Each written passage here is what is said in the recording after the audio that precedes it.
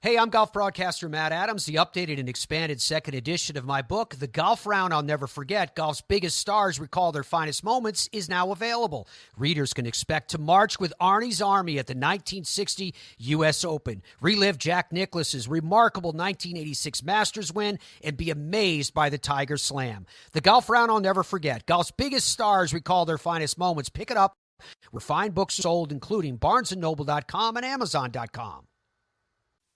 This podcast is part of the Sports History Network, your headquarters for the yesteryear of your favorite sport. You can learn more at sportshistorynetwork.com. Sometimes a player just gets overlooked. There's no reason for it. They're just overlooked. Sort of like the thesis for Sports Forgotten Heroes. I talk about some of the greatest to ever play the game, yet they are overlooked. And next, on this episode of Sports Forgotten Heroes, one of those overlooked superstars from a time not too long ago joins me as we take a look back at his marvelous career and at one of the most glaring holes on his superstar resume, Chuck Foreman. This is Sports Forgotten Heroes, a tribute to the stars who shaped the games we love to watch and the games we love to play. Stars who provided us with many thrills, but when their time was up, they faded away. We'll take a look back at their spectacular careers, their moments of fame, even if it was just for one season or just one game. And now, here's your host, Warren Rogan. Hello and welcome to Sports Forgotten Heroes, episode number 141, Chuck Foreman. I am so excited to bring this episode to you as Chuck will join me as we talk about his great career and so much more, including his case for the Hall of Fame. Now, I am quite sure there are those of you who might think he doesn't belong, and those of you, like me, who thinks his case for the Pro Football Hall of Fame is solid. I don't think you can argue the fact that his being neglected to ever be considered for the ultimate honor of enshrinement is a terrible oversight. Just look at the numbers, and we'll go more deeply into them with Chuck. But as a tease for his career, in 8 years, Chuck Foreman combined to rush for and catch passes for 9,106 yards and score 73 touchdowns in 109 games. From the fullback position, he led the NFL in receptions in 1975 with 73. He revolutionized his position while playing with the Minnesota Vikings. And consider this.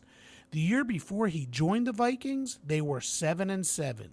He was drafted by the Vikings in 1973, won the Offensive Rookie of the Year award, and helped Minnesota to a first-place finish in the NFC Central with a 12-2 record. And in fact, in each of his first 6 years with the team, they won the NFC Central, and he helped lead them into 3 Super Bowls. The Vikings haven't been back since. So we have a lot to cover and discuss with Chuck, and we will. But first, please follow, rate, and review Sports Forgotten Heroes wherever you listen. Also, don't forget you can watch the podcast on YouTube on the Sports Forgotten Heroes channel. If you do, please give it a like there as well. And don't forget, you can also follow Sports Forgotten Heroes on X at SportsFHeroes or on Facebook. And as always, I thank you for your support. Okay, let's get into today's show with my special guest, Chuck Foreman. Chuck, welcome to Sports Forgotten Heroes. It is an honor and a pleasure. I am thrilled that you're here. I'm happy to be here too. Thanks for having me. Absolutely. Well, let's not beat around the bush. Let's start off right off the bat with the big question.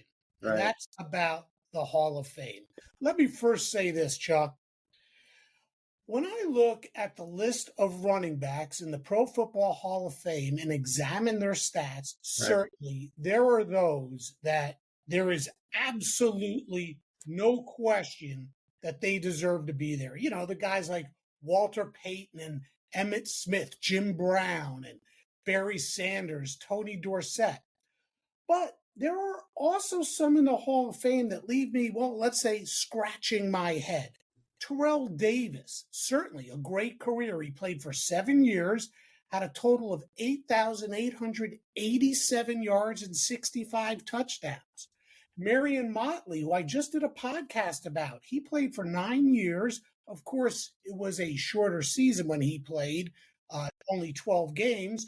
He rushed for 5,000, or rushed and caught passes for a total of 5,827 yards and 38 touchdowns. And I think another good comparison is Larry Csonka, who played for 11 years, and he had a total of 8,901 yards and 68 touchdowns, and of course, many others. Chuck, you played for 8 years, right, combined between rushing the ball and catching the ball. You had 9,106 yards, 76 touchdowns. I got to ask, how come you're not in the Hall? What does everybody say?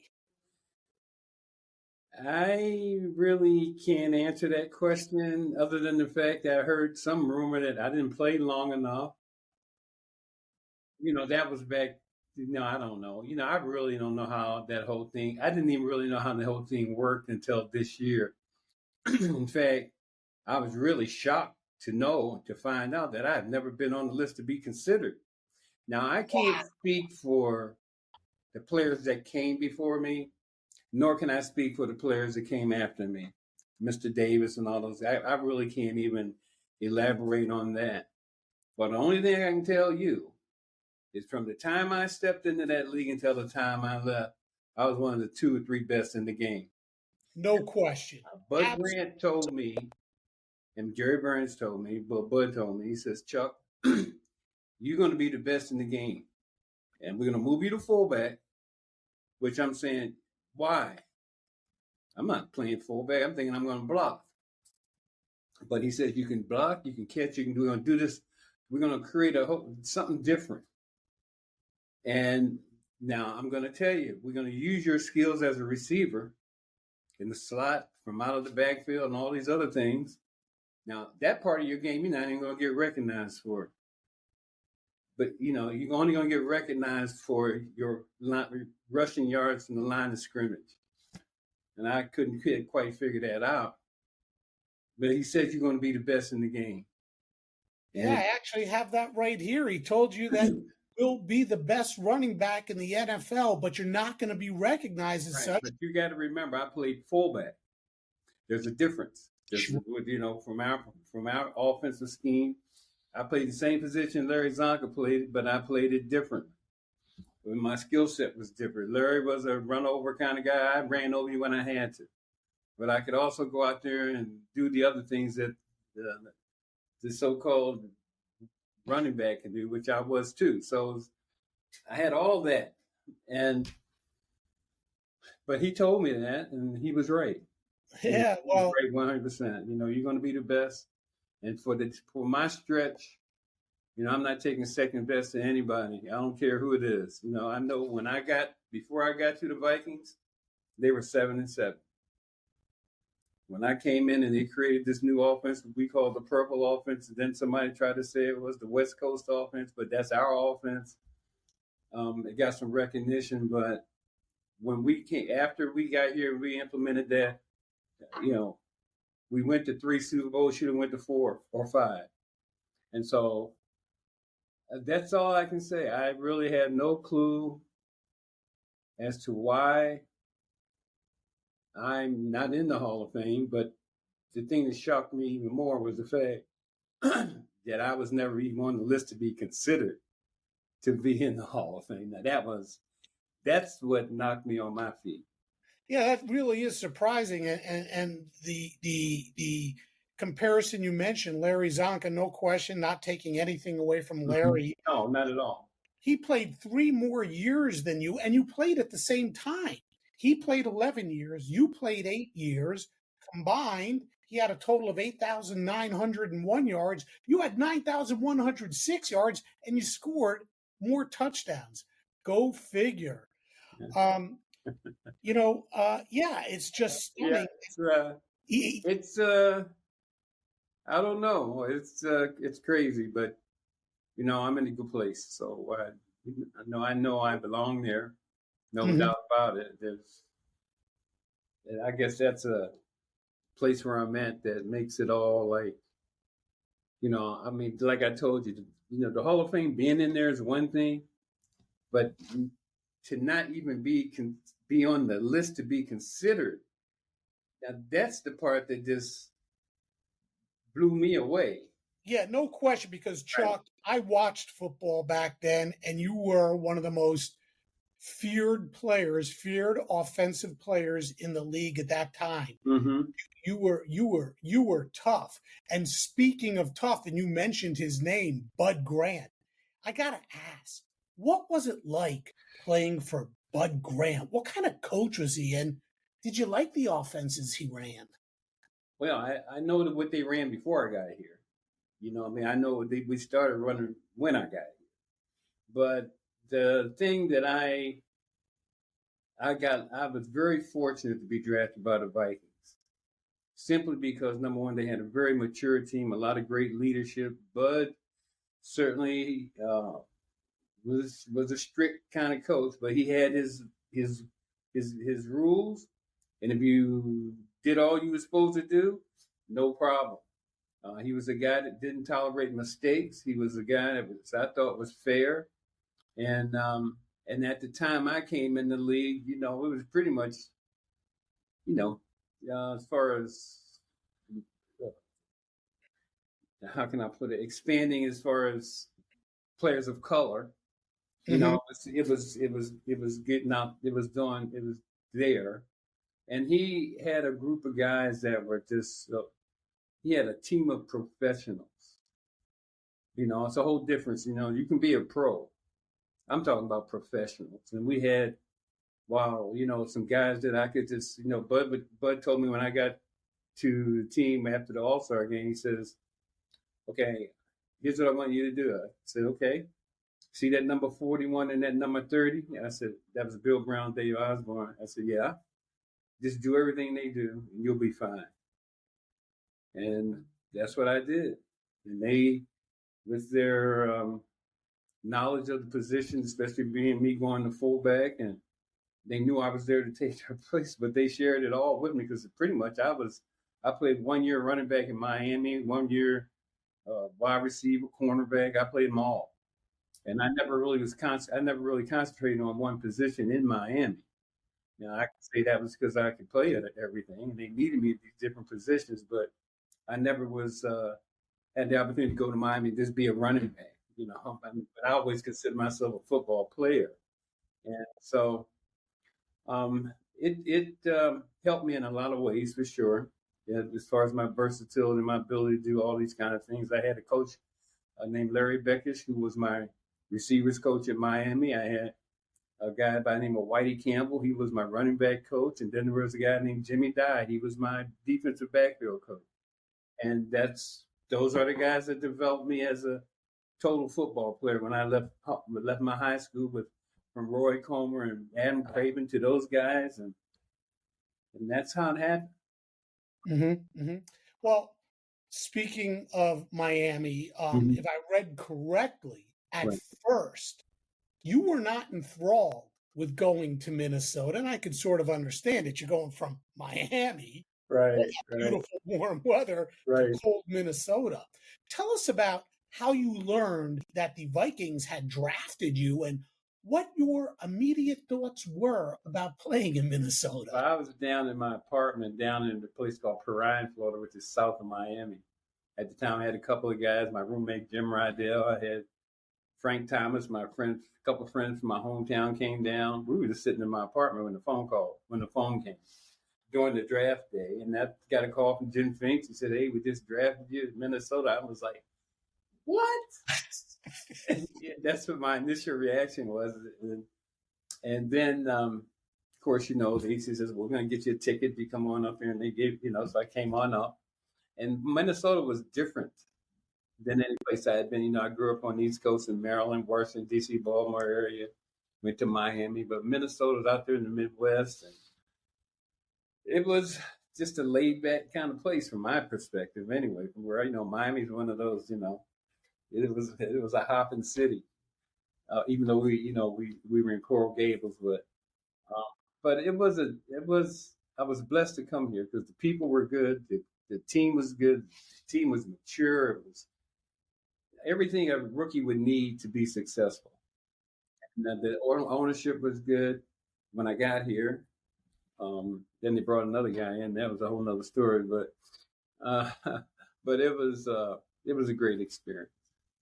Gotta ask, how does a guy from Frederick, Maryland, wind up at the University of Miami instead of maybe even the bigger schools such as Nebraska, Oklahoma, Alabama, Penn State, Notre Dame, USC, or even locally the University of Maryland? Well, I could have went to Maryland, no question about it. I went to Penn State for a visit. That's a whole nother story. I had to tell you that story before I get over here. And I got letters from Michigan State, all those schools. Of course, all the HBCU schools, every one of them sent me letters, of course. And, of course, one team came to our school from, I think it was Howard University. And coach came up there and told our coach, hey, we want the whole team. We had a lot of really great athletes out there, but I think that might have been a recruiting pitch, but whatever. But we had a lot of great players there. But, I went to a visit to Penn State, right? Because my coach, Adam Craven, knew, Joe Paterno. And so we got in the car, we drove up to Penn State. We went for the visit and went to a game and stuff like that. And then we got to go into the office and Coach Craven was in. They watched the film and stuff like that. And we watched some film of Penn State. And then the coach comes out, Paterno comes up, well, you guys got a good team. I think these, but I don't think you're Penn State material. Huh, interesting. You got to hear this. And we had already watched the film, right? And watched their players that they had. And when he said that, me and the guy that I was up there with, Ron Proctor, he was a linebacker, we just busted out laughing right in front of Joe Paterno's face. And our coach got upset. And he says, what are you doing? I'm saying, Coach. He said, we can't play with that mess. With the players that he had. That's how we were a little cocky at the time too, but because we didn't even lose a game. Mm-hmm. And we played against all these players and we watched the film of Penn State and I'm like, heck, some of those guys couldn't have made our high school team. Wow. You know what I mean? You're going to tell us we couldn't play for it. But the thing about it is I saw Paterno a few years later in Baltimore at a touchdown club thing there.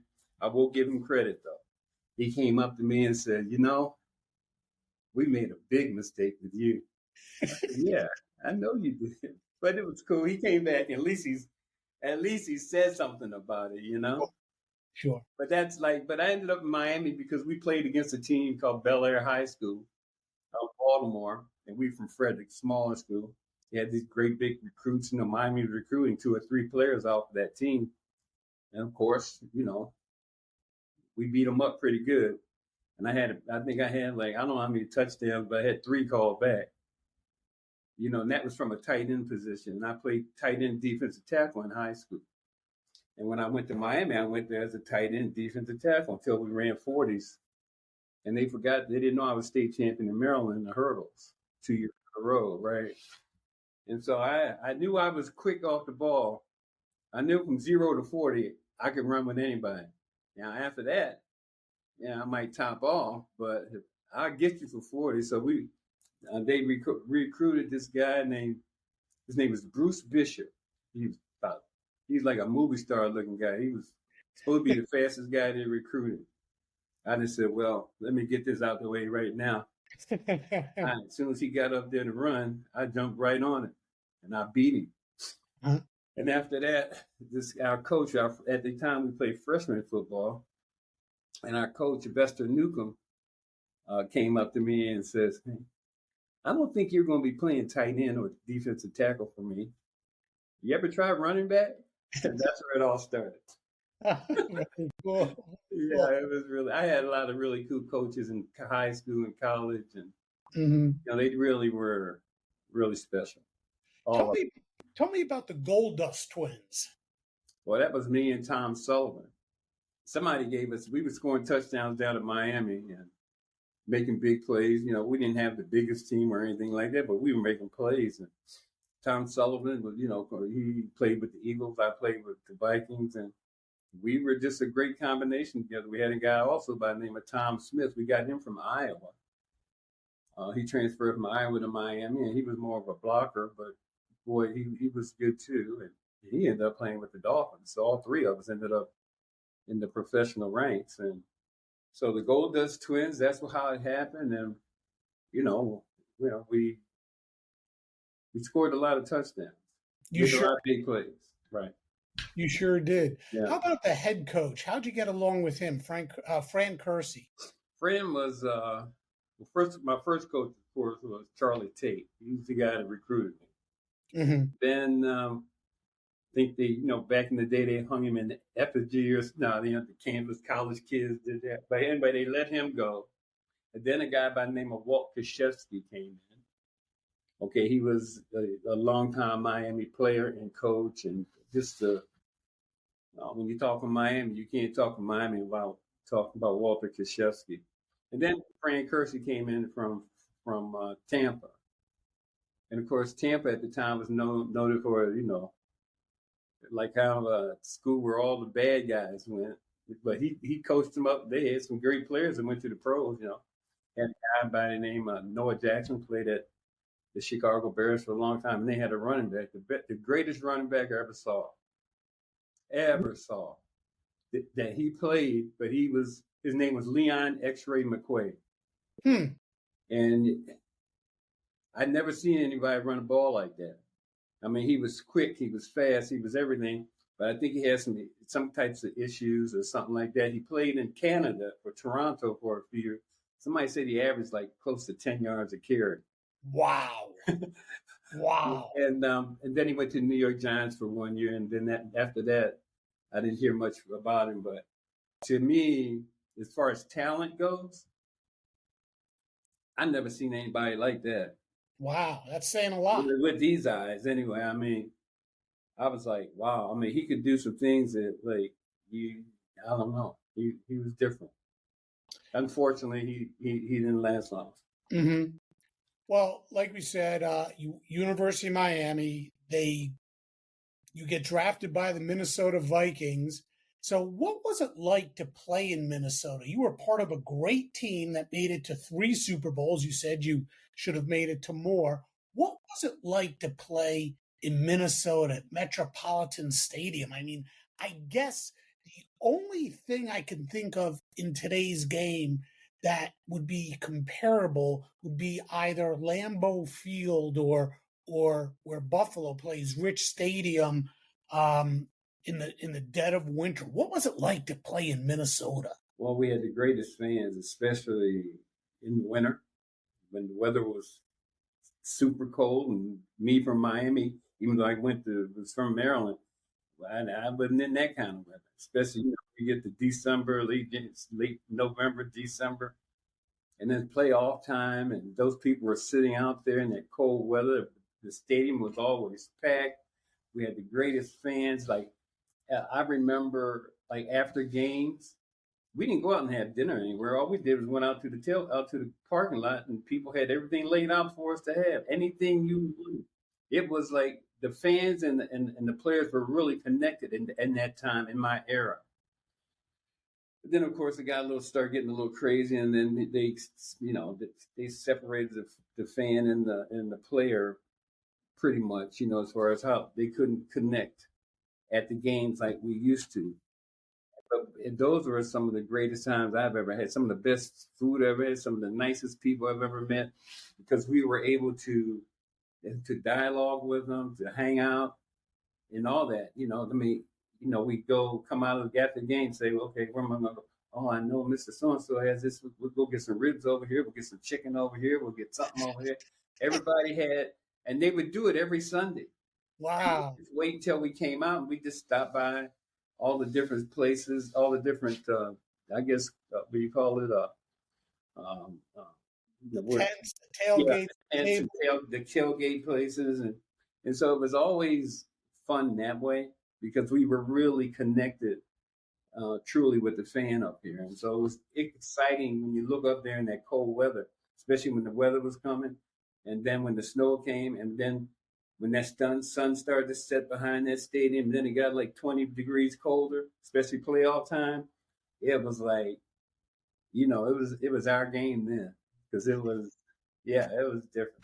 How much of a home field advantage was it, especially in November and December? Did the opposition, did teams like, Green Bay or Dallas or the warm weather teams, did they like going to Minnesota? You guys must have had such an advantage. We had a big advantage. And, back in those days, at the end of the year, it was always the Vikings and the Rams. And, they'd come to Minnesota. They'd be favored to win, but we beat them every time. And then one time we went out to L.A., and they were supposed to beat us there, but there was a rainstorm. The weather was horrible, but they called it the Mud Bowl, and we beat them out there too.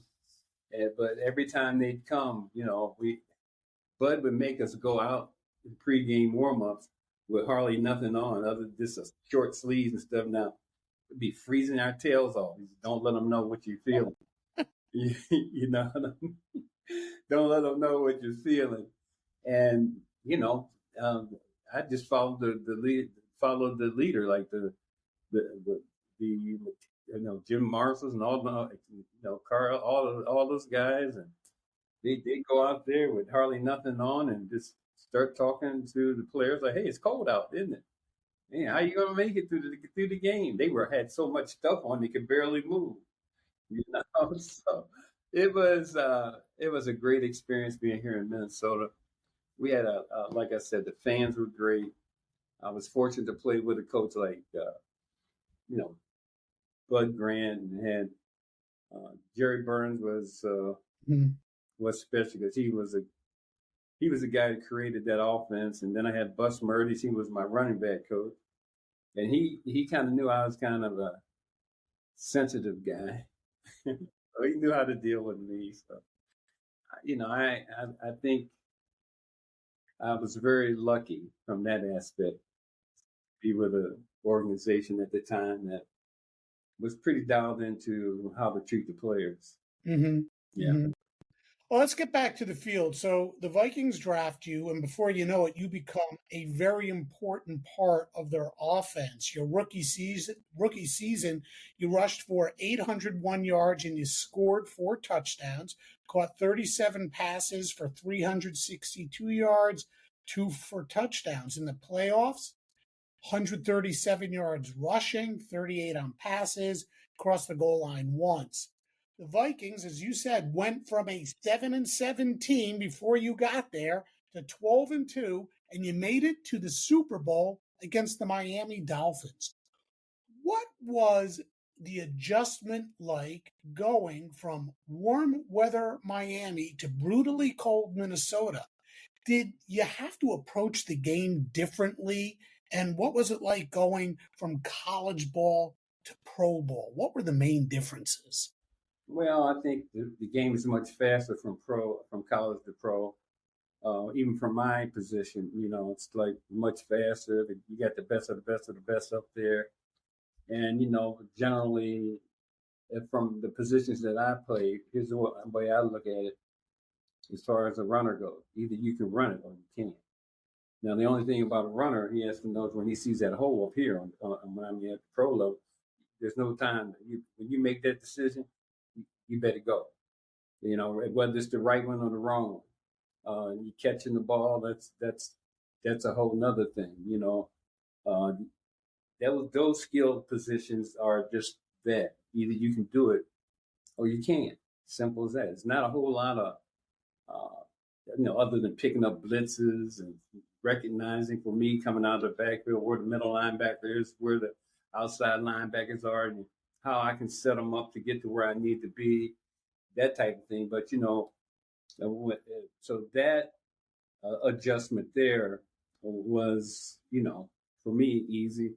But the weather, adapting to that, it's a little more physical, because I remember after my first game, I never felt, like I did, like when I was in college, I could just go on and do whatever I want to do. After that Monday morning, I was like, man, this hurt a little bit. I'm feeling a little sore. I remember Bud asking me after my first game when we were walking down to the meeting. He says, well, how you feeling? I'm like, I'm a little sore. He said, yeah, a little different. I said, yeah, it is. So that's, that part of it was easy, not easy, but I like I said, I had a lot of guys that were professionals, and they showed us the way and putting the work in. As far as being on the field, you couldn't be there with Bud if you made mistakes, and so that part of it, knowing your game plan, being able to recognize defenses, and I got picked up that pretty quick. And so, and then playing in the cold weather, of course, we practiced like we played. So, we went out there for about an hour and 20 minutes, but it was a hard hour and 20 minutes. And then he brings in, he knew how to manage time when it came to the playoffs. Mm-hmm. In the playoffs, you took care of Washington that year, 27-20. In the NFC Championship, you romped over Dallas 27-10, but then you stumbled against Miami in the Super Bowl, lost 24-7. Talk about that first experience you had in the playoffs and how tough a team the Dolphins were back then. Well, I had the privilege to watch the Dolphins for a few years when I was down in Miami. Of course, Coach Shula was one of the best ever coach. They were very well disciplined, very, I don't know, much like the Vikings of my time. Very disciplined, a lot of professionals, a lot of great athletes. They had Mercury Morris, they had Jim Kick, they had Larry Csonka, they had Paul Warfield. That's on the offensive side, and they had Greasy there. And so the offensive line, Jim Langer and all those guys, they were, they were a tough team, a smart team, and consistent. And so that was the only team I played in a Super Bowl that I thought was better than us. I did, because they were very well coached, very disciplined in everything that they did. And of course, I used to go watch the practices when I was at Miami. They used to work out at our facility down at the University of Miami. So, unfortunately, we had an opportunity to meet a lot of those guys, Mercury Morris and Jim Kick. And, they, used to let us hang out with them a little bit and watch them practice. And so it was a great experience. And so Miami, when you see them every day and you see the consistency, that offense, that defense, that was the best team we played in the Super Bowl. Mm-hmm. Yeah, a lot of people don't remember. They went to 3 straight. Right. Hey, at that point, the Vikings, well, you guys were becoming a great team. You had the defense, the Purple People Eaters. Your offense was dynamic with you and Fran Tarkenton and John Gillum and Stu Voigt and even Ed Marinero. In fact, many say your offense, as you alluded to earlier, was the predecessor to the West Coast offense. Talk about the Vikings offense during those years and how it was set up and structured so differently than from the offenses people were used to seeing in the NFL. Well, I think with us, when we started, when Jerry Burns put that, what we call a purple offense in, he incorporated, because we had some good athletes in the backfield. He had Marinell, he could block and catch. He could, he could do a little bit of everything also. And so did Oscar Reed, and we had the bangers and Bill Brown and Dave Osborne. But they created this offense because it was something nobody else was doing. And we, moved me around in the slot, even outside as a wide receiver, coming out of the backfield with split backfields. When that backfield was split, you better be thinking about what's going to happen, because something definitely was going to happen. And when it came to being one-on-one with the linebacker, case closed. They just didn't have a chance. I mean, that's not a bragging point. That was one of the things I was really good at, was just like coming out, reading the positions, and just getting open. And so going in the slot, being able to run that, being a wide receiver at Miami, I ran pretty good patterns. When I was outside, I could do the same. So it created something different way before anybody else. Because, back in when I first came to the league, it was a run-dominant league. And it was all the way through for the most part. And then we started opening up. And then, of course, there was, I think, Lydell Mitchell in Baltimore was catching passes, but not like me. He was catching them out of the backfield, and they started incorporating people like that in there. And so I guess Jerry Burns and Bud were way ahead of their time as far as offensive innovations go, because nobody else was doing it like that. And so we were able to incorporate that in an NFL that wasn't really geared for that type of an offense at the time. Mm-hmm. Well, of course, Chuck, I think the offense really revolved around you and Fran Tarkenton. Talk about your relationship with Fran and just how great a quarterback he was. This is amazing to me. Even though he is in the Hall of Fame, I don't think he gets the recognition he actually deserves either. Well, Fran was very smart quarterback. Of course, back in his day at 6 feet tall, they thought he was too short. And then a scrambler couldn't play in the NFL because back in the time they wanted just drop back passers. He changed all that concept from the quarterback point of view anyway. And, you got to remember in those days there was nobody in your ear making calls for you or telling you what defense is coming up. It was always, he had to have total recall on everything that he was doing as far as what defenses he was going to see. He saw changes. He had to make that audible. Of course, we all had to be able to check off and do what we had to do. But it's a whole totally different game, and the responsibilities of a quarterback back then were a whole lot more complicated, let's say, for lack of a better word, than it is today, because he alone made those calls and adjustments. Now they got you in the earpieces and they can tell you what's coming. They make the calls for you. And so, of course, you still have to execute. But Fran was one of those guys that's one of the best to ever play the game. Mm-hmm. Well, like I said, I don't think he gets the recognition that he deserves. And I think you are just terribly overlooked as well. How much of a factor do you think perhaps not winning the Super Bowl plays against you in your hopes of one day being inducted into the Hall of Fame? Well, like I say, I really don't understand what the Super Bowl has to do with a great player. What I did on the field should be considered. And if that's what they're using to define whether a guy belongs in the Hall of Fame, then there's probably some of them that shouldn't be, that are already there. Yeah, no That's doubt. I mean, Chuck, when you take a look at all that, plus the fact that you were the 1973 Offensive Rookie of the Year, you were in the Pro Bowl in 1973, 74, 75, 76, 77, twice. Top 5 for NFL MVP, and you're doing this as a fullback. You're doing this as someone who is redefining the position by not only rushing the ball, but you are catching the ball, and you are incredibly effective at both. It's a head scratcher. No, I have no clue what's going on there. I've heard recently, since we've done this kind of campaign thing, about what they consider for a Hall of Fame player. And then I look at the things that I accomplished. I'm talking about in my era. Sure. I can't speak to what came before or after. I'm just talking about in my time. Yeah. I'm lost for words to tell you.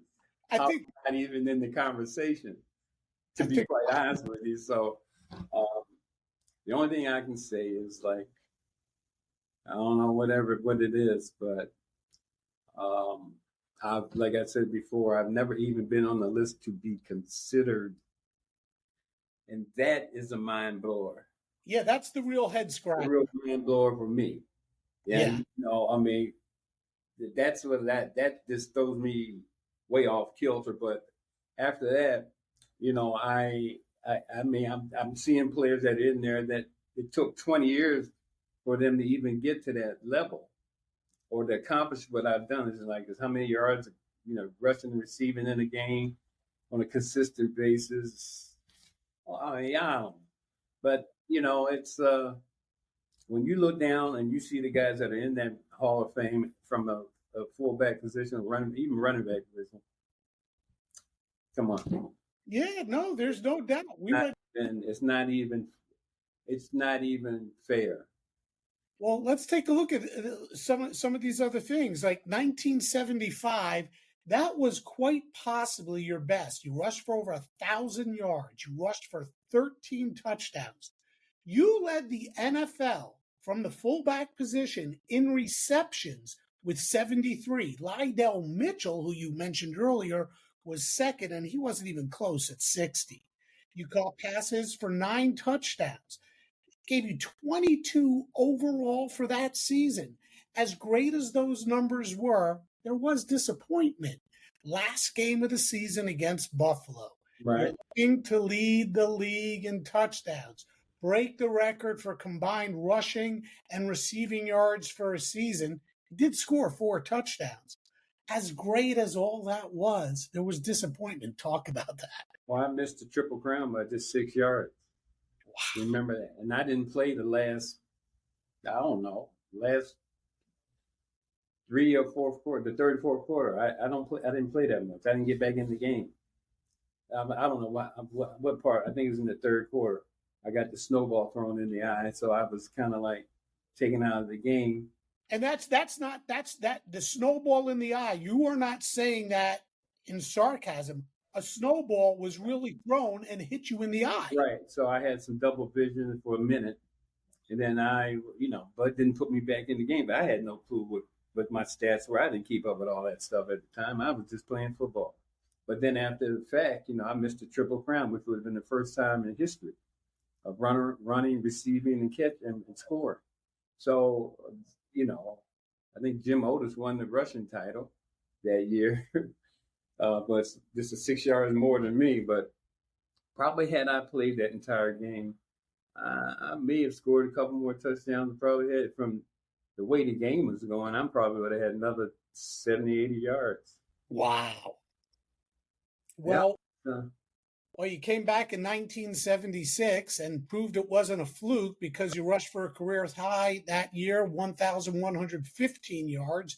You scored another 13 touchdowns, caught 55 passes for 567 yards, a touchdown, led the Vikings to another Super Bowl appearance after you pounded Washington 35-20. You beat the Rams 24-13. Unfortunately, though, you lost in the Super Bowl to Oakland, the Raiders, 32-14. Those were great years for you. But again, disappointment not winning the Super Bowl. How great were those years and how disappointing?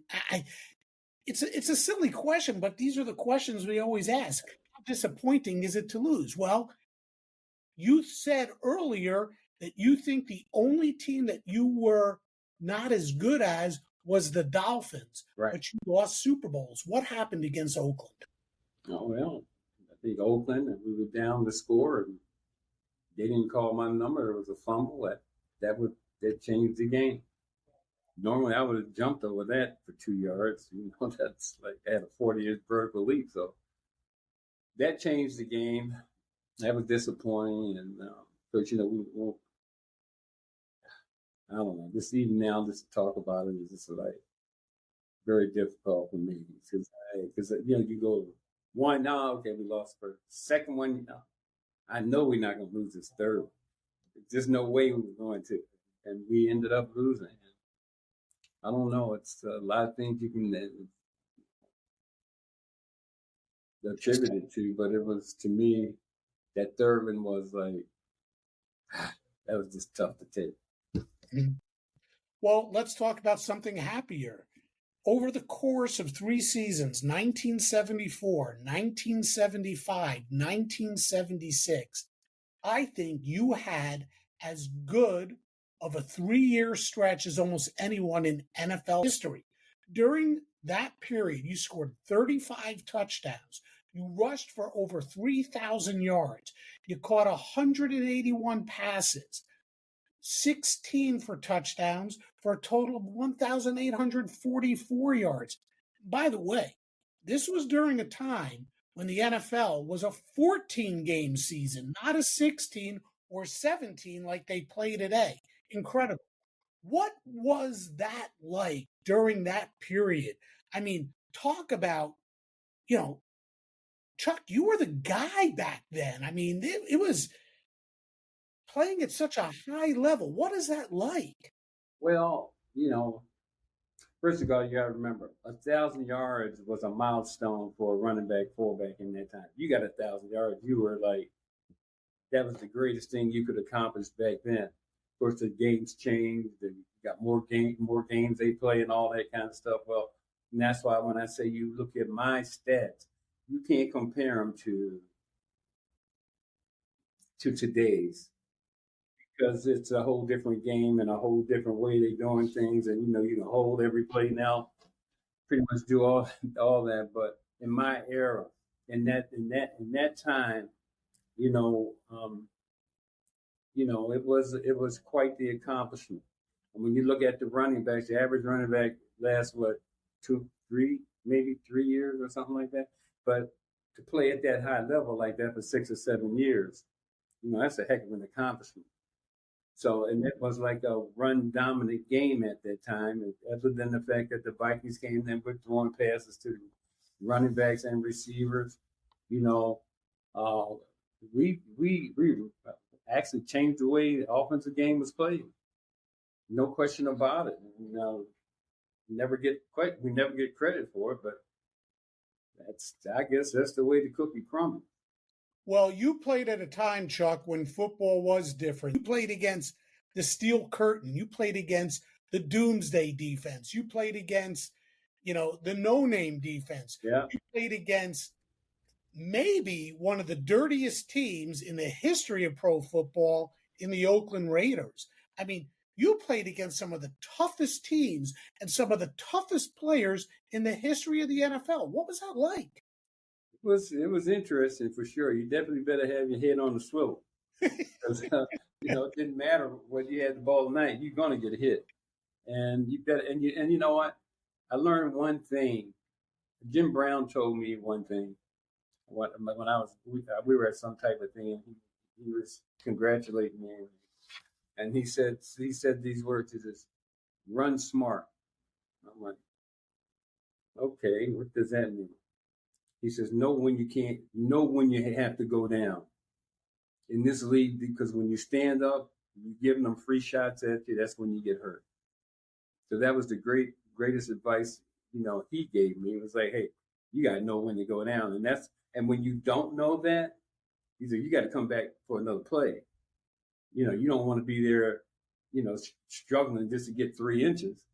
Come back and get the whole 10 yards. And that's one of the things. You got to run smart. And so, especially in my era, because they would take shots at you. I mean, it was a little dirty.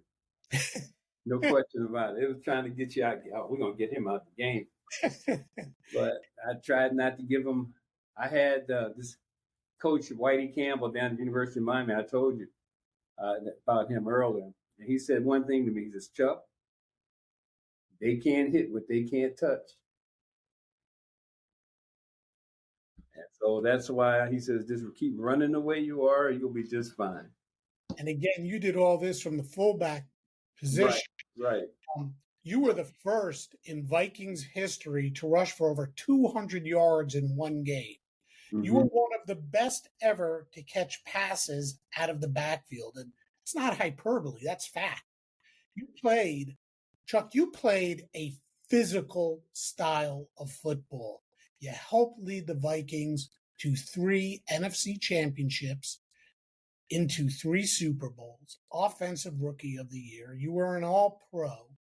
And again, the head scratcher, there's one thing missing from your resume, and that is enshrinement into the Pro Football Hall of Fame. And that real head scratcher is, as you said, is you've never even been considered. You've never been on a list. And considering that I was the UPI and the Sporting News Player of the Year twice. Yeah, it's 75 and 76. So that never even gets mentioned. Not once, but twice. Play NFC Offensive Player of the Year or whatever. But well, Chuck, I think my question is this. I don't know if you can answer it. I'm sure that after you first learned that you've never even been considered, you must have spoken to some people.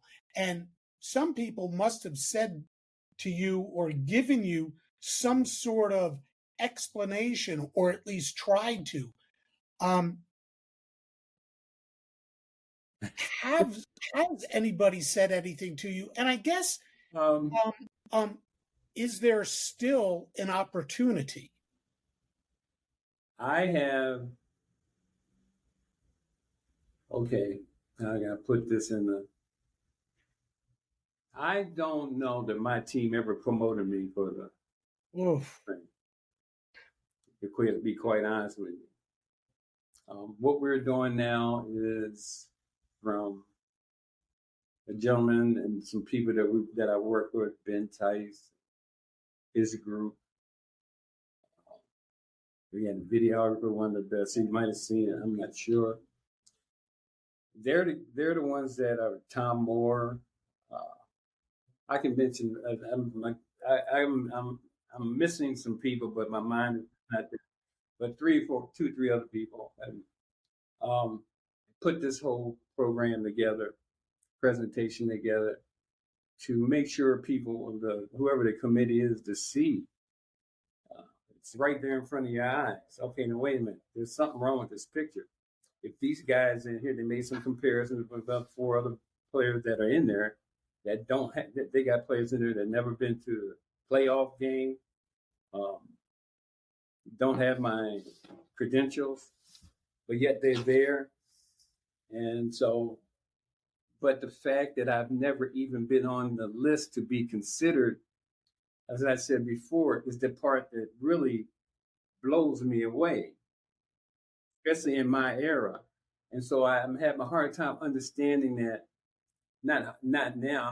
I'm good with it now that I just found out this year that I've never been on the list. And so why is that?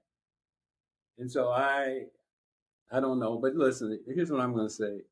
We're making an effort this year to bring that to people that need to know. And hopefully it works. If not, then Chuck Foreman is going to let that part of his life go and move forward.